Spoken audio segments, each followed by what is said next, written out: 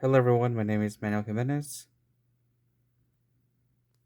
So I had to do problem number 2. I'll try to explain my explanation so you guys can understand what I did. So regarding with problem number 2, I think the first thing that you have to do is draw a diagram like I did.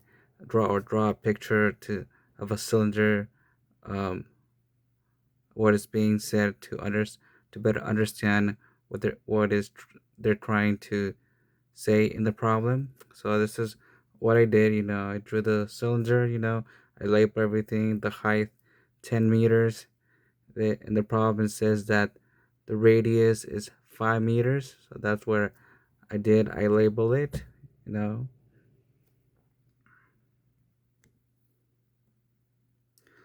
The second piece of information that we need to solve this problem is we need to know what formulas we have to use. These are the formulas that I use: the work, which force times distance, the force equals, as well as the volume of this of a water, which equals volume equals pi r squared times the height.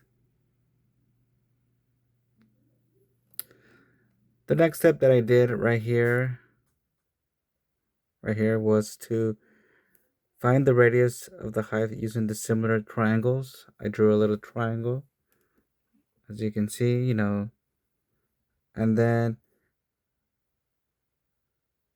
the radius was r times y at the height y scales nearly at the top was y equals 10m. The radius is 5 by the similar triangles. So then I did r times y equals 5 over 10, which gave me r times y equals y over 2.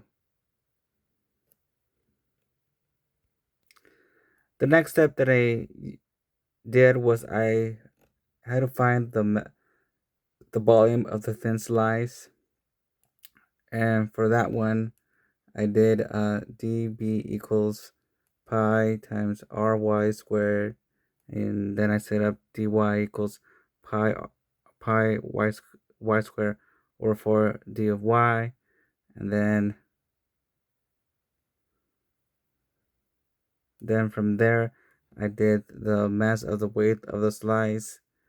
dm equals pdv equals 100 times pi y squared over 4 d of y, and that's 100 times 9 times 8 times pi y squared over 4 d of y. The next step that I did is I had to find, when I pump one slice, what does it equal? And this is the work that I did.